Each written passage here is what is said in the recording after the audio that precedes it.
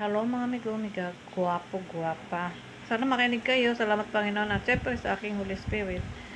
Andito ako ngayon sa Ezekiel pa rin. 33, 33, 30. Ang bunga ng pahayag ng propeta. Sinabi sa akin ni Yahweh, tao, nagsama-sama ang inyong mga kababayan at pinag-uusapan ka sa mga baybay, pader at mga pituan. Sinabi nila sa isa't isa, halik kayo at tingnan natin kung ano ang ipinapasabi ni Yahweh. Sama-sama nga silang pupunta sa iyo upang pakinggan ka. Ngunit, hindi naman nila isinasagawa ang kanilang naririnig. Pupurihin nila ang iyong sinasabi, ngunit kasakiman din ang maghahari sa kanila.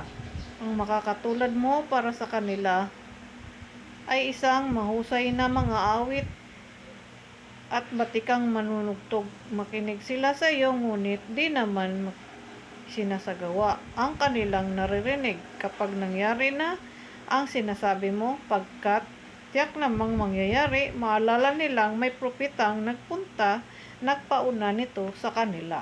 Amen.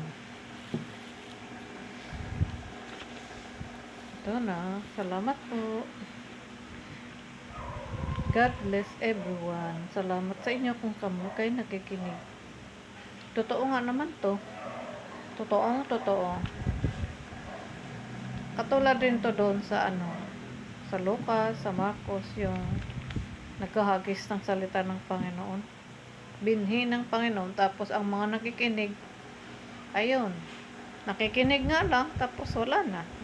Katulad din dito, pinapakinggan, pumupunta talaga sa iyo, no, makikinig, tapos siya sila nung narinig, tapos pagkatapos wala, hindi naman ginagawa, parang wala lang. Pumasok sa tainga, nilabas ka bilang tainga, at hindi naman sinasa puso, hindi sinasa isip. Ganon nga tayong mga klase ng tao.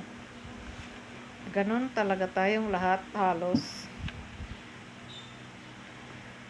Para lang silang nanonood ng tulad ng mga concert, mga ganon. Siyang sila, puring-puri, no, sa umpisa.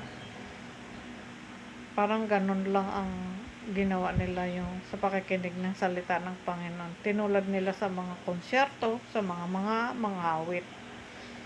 Nakasulat na, nakikinig sila sa iyo, ngunit di naman sinasagawa ang kanilang naririnig.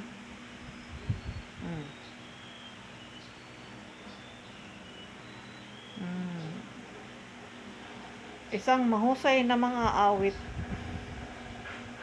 at batikang manunugtog. Parang ganun ka lang, nanonood ka lang ng concert.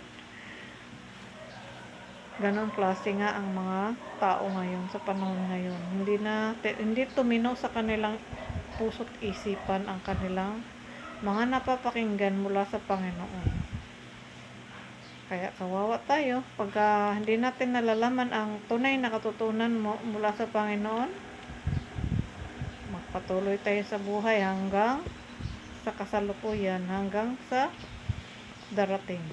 Magpatuloy tayo ng ganito, para lang tayong nanonood ng konsyerto ng mga manunugtog na hindi natin nasa buhay, sinasa puso ang mga salita ng Panginoon. Ganito ngayon ang mga katauhan sa panahon ngayon. Lalo na siguro sa darating kung hindi maagapan, di ba? Ang mga konserto, inuutos ba yan ng Panginoon? Umiiral yan ngayon dahil sa kapalaluan ng mga tao. Kapalaluan. Lumalaganap ang mga kasamaan sa mundong ibabaw na ito. Sobra-sobra na ang laganap. Ito na nga ang mararating na darating. Ito na ang darating. Kawawa sila.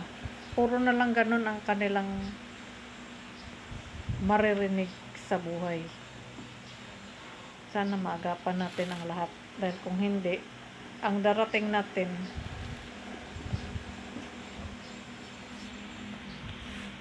agapan natin kung may panahon pa tayo. Dahil sandali na lang sa Panginoon, isang pitik lang.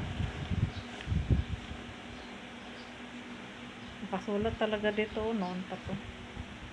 Mga pangyayari sa kasalukuyan at totoong nangyayari. May pagpapahalaga sila sa panonood ng mga manunugtok, mga awit. Mas mahalaga sa kanila yung ganun. Mag-happy-happy. Siyang siya sila sa mga ganoong ano. At nakasulat dito ang lahat ng halimbawa ng pinabatid sa atin ng Panginoon. Nakasulat talaga lahat. Salamat po kung kayo nakikinig, mga guwapo, guwapa. Salamat ulit, Panginoon, at syempre sa aking Holy Spirit. God bless everyone.